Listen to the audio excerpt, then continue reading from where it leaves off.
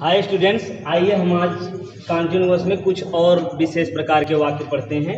ऐसे वाक्य जिनमें कोई कार्य करता है नहीं है बल्कि करवाता है। ठीक है, इसमें सब्जेक्ट जो होता है वो काम नहीं करता है बल्कि करवाता है। तो ऐसे वाक्यों का अनुवाद करते समय हमने प्रेजेंट इंडेफिनिट में बताया था। प्रेजेंट इंडेफिनिट में क्या बताया था कि जब अनुवाद करते हैं ऐसे वाक्यों को तो इसमें गेट या मेक का यूज करते हैं। किसका यूज करते हैं? गेट या मेक का यूज करते हैं। और जब कॉन्टिन्यूअस में यही होगा तो गेटिंग या मेकिंग हो जाएगा। क्या हो जाएगा? गेटिंग या मेकिंग हो जाएगा। चलिए तो देखते हैं रूल कैसे इसका होता है। तो सबसे पहले लिखेंगे सब्जेक्ट। तो सब्जेक्ट सिंगुलर प्लूरल नंबर हो सकता है। आई के साथ एम लगता है, पता है। सिंगुलर नंबर सब्जेक्ट के साथ इज, आई के साथ एम और प्लूरल नंबर सब्जेक्ट के साथ आर लगाएंगे। फिर यदि हमको डायरेक्ट ऑब्जेक्ट पहले लिखना है, डायरेक्ट ऑब्जेक्ट पहले लिखना है तो गेट का यूज करेंगे। इनडायरेक्ट ऑब्जेक्ट पहले लिखना है तो मेक का यूज करेंगे। और यदि वाक्य में केवल डायरेक्ट ऑब्जेक्ट है तो गेट वाला ऐसे बनाएंगे। केवल इनडायरेक्ट ऑब्जेक्ट है तो सेम इसी तरीके से बनेगा। ठीक, अगर दोनों है तब दो तरीके से बना सकते हैं। तो अभी हमने केवल एक ही प्रकार का ऑब्जेक्ट यहां पर रखा है, यानी डायरेक्ट ऑब्जेक्ट रखा है। ठीक, डायरेक्ट ऑब्जेक्ट कौन होते हैं? जो निर्जीव होते हैं, और इनडायरेक्ट ऑब्जेक्ट सजीव होते हैं। तो हम पहले अभ्यास करेंगे डायरेक्ट ऑब्जेक्ट वाला कैसे बनाएंगे। कैसे बनाएंगे? सिंगुलर नंबर सब्जेक्ट है तो इज, आई है तो एम, प्लूरल नंबर है तो आर लगाएंगे। फिर गेटिंग, वर्ब में आईएनजी लगता है ना, गेटिंग। फिर डायरेक्ट ऑब्जेक्ट और इसके बाद वर्ब का थर्ड फॉर्म लगता है। चलिए देखते हैं। अब इसका अनुवाद करिए, क्या होगा। राम एक पत्र लिखवा रहा है। कौन एक पत्र लिखवा रहा है? राम। तो सबसे पहले क्या लिखेंगे?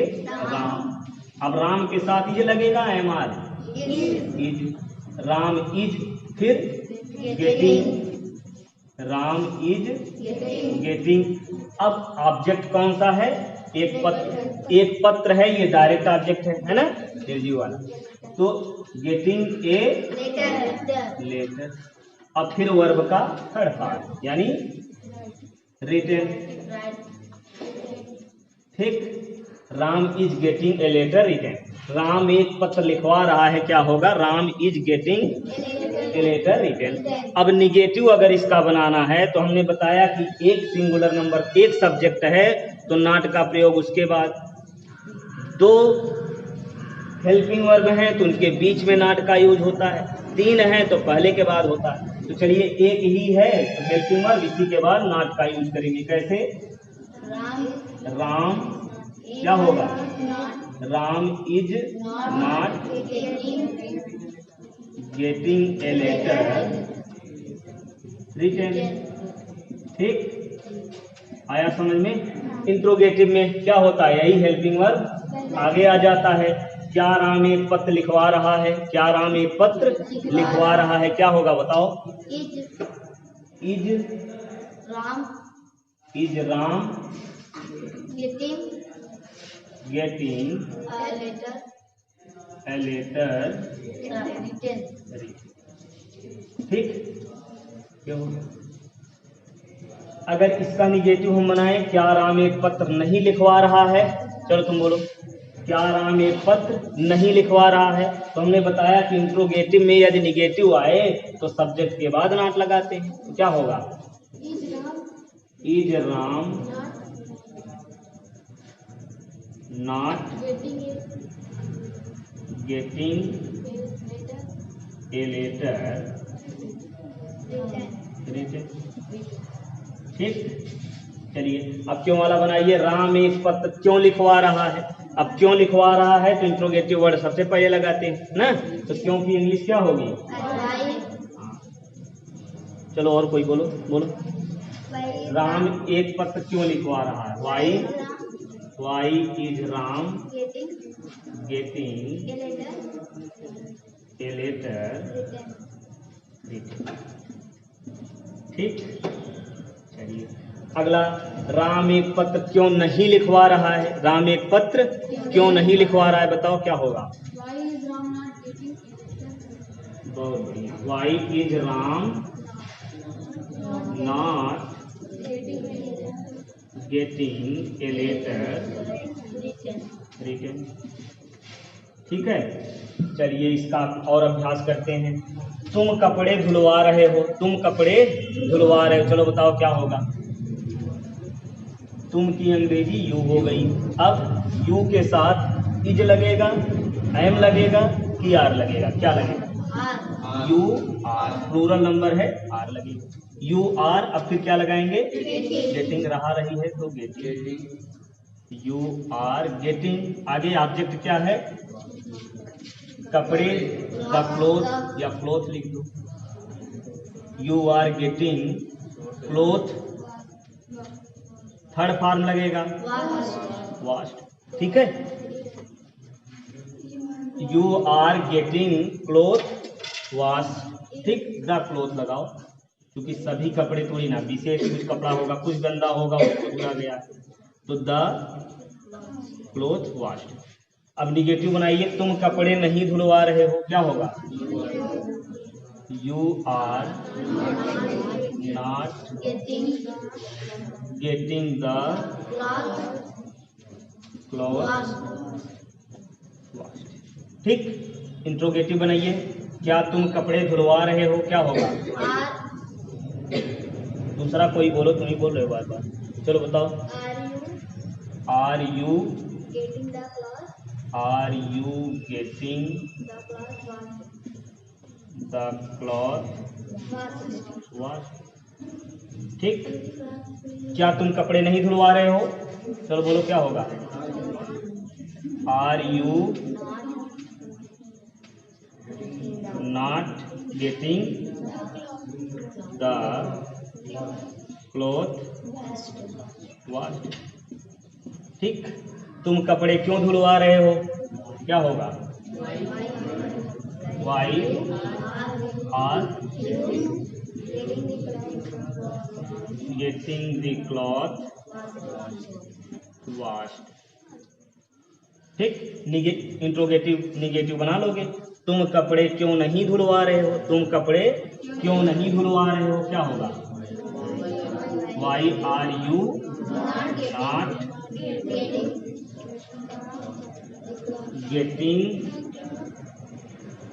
The cloth washed.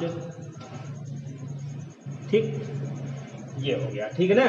तो इस तरीके से हम करते हैं जब डायरेक्ट ऑब्जेक्ट होता है। ठीक, इनडायरेक्ट ऑब्जेक्ट वाला आगे देखते हैं। चलिए अब इन वाक्यों को देखते हैं जिनमें इनडायरेक्ट ऑब्जेक्ट है। इनडायरेक्ट ऑब्जेक्ट मतलब जो जिंदा होगा ना, तो तुम। इनडायरेक्ट ऑब्जेक्ट का यूज कैसे करेंगे? मेकिंग के साथ। अभी हमने पिछले में क्या किया? डायरेक्ट ऑब्जेक्ट जिसमें था, तो डायरेक्ट ऑब्जेक्ट वाला गेटिंग के साथ बनाते हैं, इनडायरेक्ट ऑब्जेक्ट मेकिंग के साथ कॉन्टिन्यूअस में।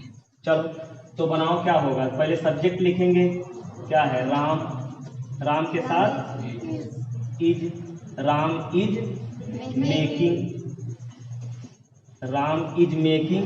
फिर इनडायरेक्ट ऑब्जेक्ट क्या है? You, Ram is making you क्या लिखना? Right, Ram is making you write. Ram तुमसे लिखवा रहा है, राम इज मेकिंग यू ना। अगर कहा जाए राम हमसे लिखवा रहा है तो क्या होगा? Ram is making us right. समझ गए? ऐसे होगा, राम मुझसे लिखवा रहा है, Ram is making me right, मुझसे लिखवा रहा है। अब निगेटिव कैसे बनेगा? Ram is making you right. ठीक, चलिए, क्या राम तुमसे लिखवा रहा है? Is Ram making you right. ठीक, क्या राम तुमसे नहीं लिखवा रहा है? Is Ram not making you right. ठीक, राम तुमसे क्यों लिखवा रहा है? Why is Ram making you write. Ram तुमसे क्यों नहीं लिखवा रहा है? Why is Ram not making you write. चलिए अगला बनाइए।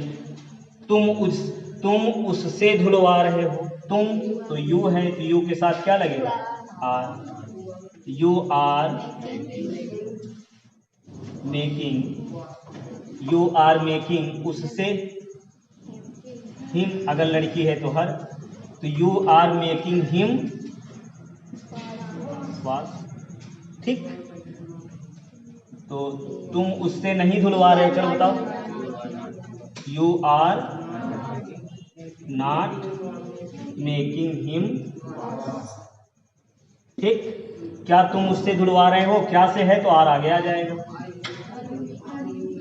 Are you making him wash. ठीक, क्या तुम उससे नहीं धुलवा रहे हो? Are you not making him wash. ठीक, तुम उससे क्यों धुलवा रहे हो?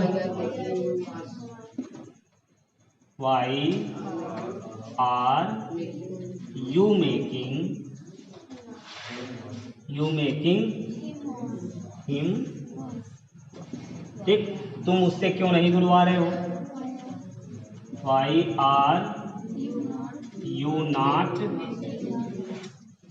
Making him wash. समझ में? चलिए ऐसे वाक्य अब देखते हैं जिनमें डायरेक्ट ऑब्जेक्ट और इनडायरेक्ट ऑब्जेक्ट दोनों है। चलिए बताइए। राम तुमसे एक पत्र लिखवा रहा है, तो क्या होगा? राम, अब समझो ध्यान से। राम तुमसे एक पत्र लिखवा रहा है, तुमसे एक पत्र लिखवा रहा है, तो ये देखो इनडायरेक्ट ऑब्जेक्ट और डायरेक्ट ऑब्जेक्ट दोनों है। ठीक है, तो क्या होगा? तो इसको हम डायरेक्ट ऑब्जेक्ट को आगे करके बना सकते हैं और इनडायरेक्ट को आगे करके बना सकते हैं। चलो इनडायरेक्ट ऑब्जेक्ट को, पहले डायरेक्ट ऑब्जेक्ट को आगे करके बताओ क्या होगा। डायरेक्ट ऑब्जेक्ट मतलब ए लेटर को आगे करके बनाना, क्या होगा? राम इज। अब ए लेटर को आगे करोगे डायरेक्ट ऑब्जेक्ट तो गेट का यूज होगा। गेट में देखो आईएनजी लगेगा। Ram is getting a letter. अब देखो ए लेटर हो गया, फिर थर्ड पार्ट रिटन बाई। समझ गए? अब यू को आगे करके बनाओ, यानी इनडायरेक्ट ऑब्जेक्ट को आगे करके बनाओ, क्या बनेगा? Ram is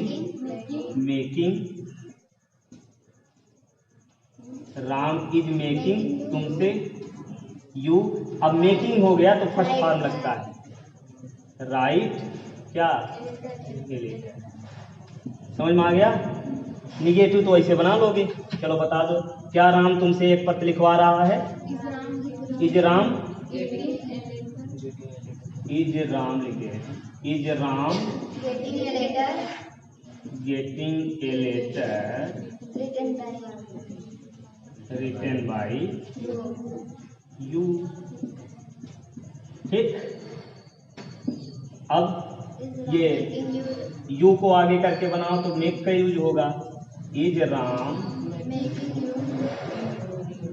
making right. समझ में आ गया? तो राम तुमसे एक पत्र क्यों लिखवा रहा है? Why is Ram getting a letter written by you. Ram तुमसे एक पत्र क्यों लिखवा रहा है? यदि कहा जाए यू को आगे करके कैसे बनाओगे? तो is Ram making, why is Ram making you write a letter. अगर निगेटिव कहा जाए इसी में, राम तुमसे एक पत्र क्यों नहीं लिखवा रहा है? क्यों नहीं लिखवा रहा है? Why is Ram not getting a letter written by you. Making करके बनाओगे तो क्या बनेगा? Why is Ram not making you write a letter. ठीक, चलिए इसको बनाइए। तुम उससे कपड़े धुलवा रहे हो। तुम उससे कपड़े धुलवा रहे हो, क्या होगा? यू के साथ आर, तो यू आर गेटिंग कर लो। गेटिंग करोगे तो क्लोथ लगाना होगा।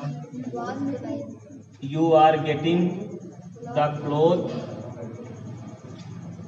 ठीक, द क्लोथ। इसके बाद third form washed by him, उससे क्या होगा, हिम आया। ऐसे सब बनेगा। तो कपड़े को आगे करके बनाओ, यानी इनडायरेक्ट ऑब्जेक्ट को आगे करके बनाओ। चलो बोलो बोलो इनडायरेक्ट ऑब्जेक्ट को आगे करके बताओ क्या होगा। You are making, indirect object क्या है, हिम, तो मेकिंग हिम। अब फर्स्ट फॉर्म लगेगा, वॉश, उससे एक, वॉश द, ठीक। चलिए इसको बनाइए, यही आर आगे आ जाएगा। आर यू गेटिंग, क्या से शुरू है तो हेल्पिंग वर्ब आगे आ जाता है। तो are you getting the cloth washed by him, या दूसरे तरीके से मेकिंग को यूज करके बनाओगे तो क्या होगा, are you making him wash by the cloth, ठीक। तो निगेटिव करना है तो इंट्रोगेटिव में नॉट का प्रयोग सब्जेक्ट के बाद होता है, इंट्रोगेटिव में नॉट का यूज सब्जेक्ट के बाद होता है, और बाकी एक हेल्पिंग वर्ब है तो उसके बीच में नॉट लगेगा, उसके बाद एक हेल्पिंग वर्ब है, ये समझ लो, मान लो हेल्पिंग वर्ब है, पहला हेल्पिंग वर्ब है, तो पहला हेल्पिंग वर्ब है तो उसके बाद नॉट लगा देंगे। दो हेल्पिंग वर्ब हैं तो इसके बीच में नॉट का यूज होता है। तीन हेल्पिंग वर्ब हैं,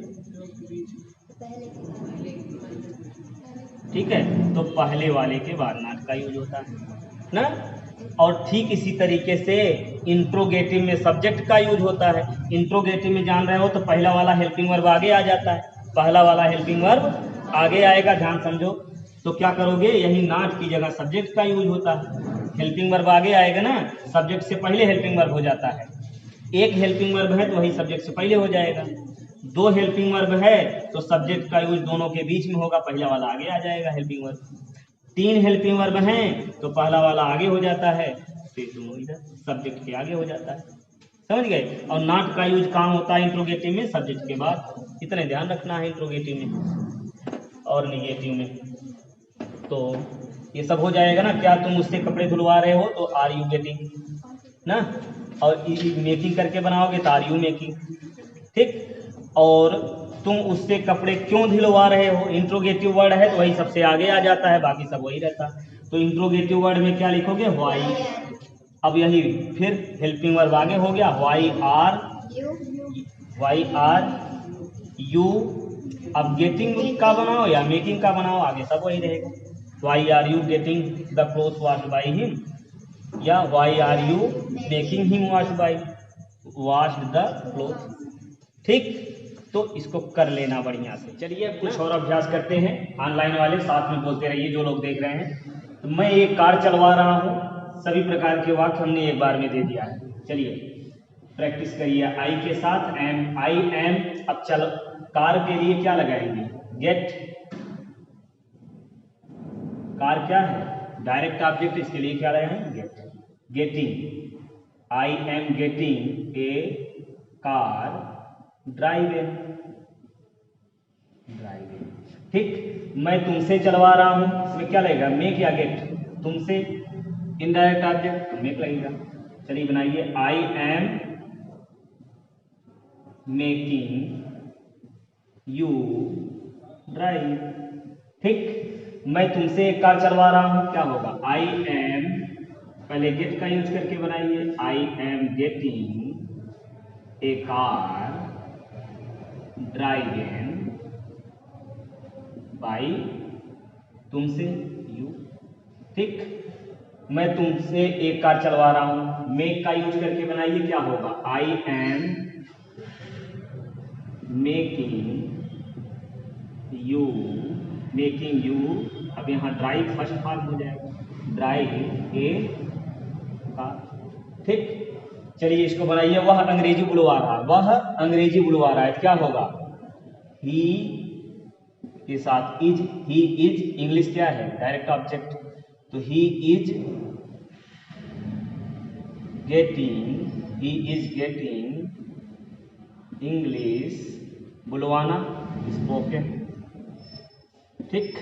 अगला देखिए, वह तुमसे बुलवा रहा है, तो क्या होगा, ही इज, यहां मेक लगेगा या गेट, तुमसे make, he is making you, he is making you speak, speak, ठीक। वह तुमसे बुलवा रहा है, he is making you speak. चलिए, वह तुमसे अंग्रेजी बुलवा रहा है, दो तरीके से बना सकते हैं, एक डायरेक्ट ऑब्जेक्ट को आगे करके, एक इनडायरेक्ट ऑब्जेक्ट को आगे करके।